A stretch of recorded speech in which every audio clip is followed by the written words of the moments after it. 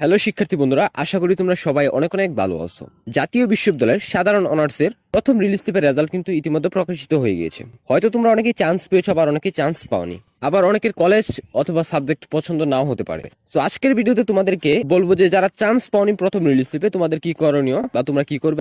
পুরো ভিডিওটা দেখো, যদি ভালো লাগে অবশ্যই লাইক করবে, চ্যানেলে নতুন হয়ে থাকলে অবশ্যই চ্যানেলটি সাবস্ক্রাইব করে দিবে। জাতীয় বিশ্ববিদ্যালয়ের অধীনে এই সাধারণ অনার্সে কিন্তু জিপিএর উপর ভিত্তি করে শিক্ষার্থী ভর্তি নেওয়া হয়। সেক্ষেত্রে যাদের জিপিএ বেশি তারাই কিন্তু চান্স পায় আগে। এখন যারা চান্স পাওনি, তোমরা হয়তো সরকারি কলেজে আবেদন করেছিলে, অনেকে হয়তো লো র্যাঙ্কের সরকারি কলেজে আবেদন করেছিলে, কিন্তু তোমার সাবজেক্ট আসেনি। তার থেকে বড় কথা হচ্ছে প্রথম রিলিজ পেপে সরকারি কলেজগুলোতে যে পরিমাণ প্রতিযোগিতা হয়েছে, দ্বিতীয় রিলিজ পেপে কিন্তু তার চেয়ে কম প্রতিযোগিতা কখনোই হবে না, তার থেকে বেশি প্রতিযোগিতা হবে। কারণ অনেক শিক্ষার্থী কিন্তু পাবলিকে ভর্তি হওয়ার জন্য তোমার অপেক্ষায় থাকে, আবার অনেকে তোমার শেষ পর্যন্ত অপেক্ষা করে পরবর্তীতে ভর্তি কার্যক্রম সম্পূর্ণ করে থাকে। যে সকল শিক্ষার্থী চান্স পেয়ে ভর্তি হবে না, ওই সকল শিক্ষার্থীর ভর্তি কিন্তু বাতিল হয় না, তারা কিন্তু পরবর্তীতে ভর্তি হওয়ার জন্য সুযোগ পেয়ে থাকে।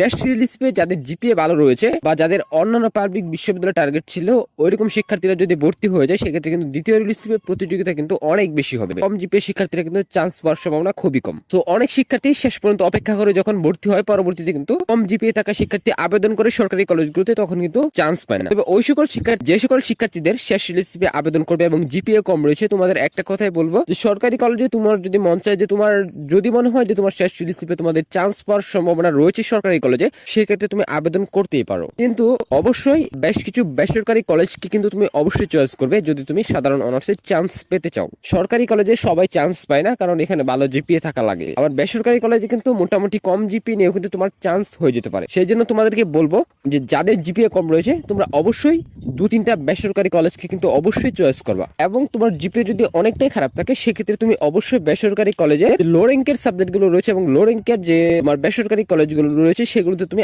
আবেদন করবা। তো আশা করি তোমরা পুরো বিষয়টা বুঝতে পারছো।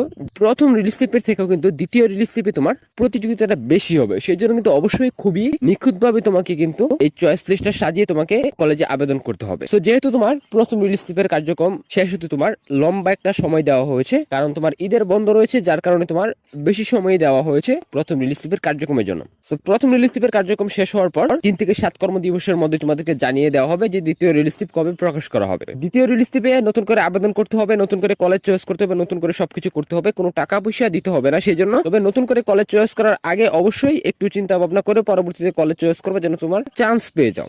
এবং তোমরা চয়েস লিস্ট সাজানোর আগে অবশ্যই কলেজের র্যাঙ্কিংটা একটু চেক করে পরবর্তীতে চয়েস লিস্টে সাজানোর চেষ্টা করবা।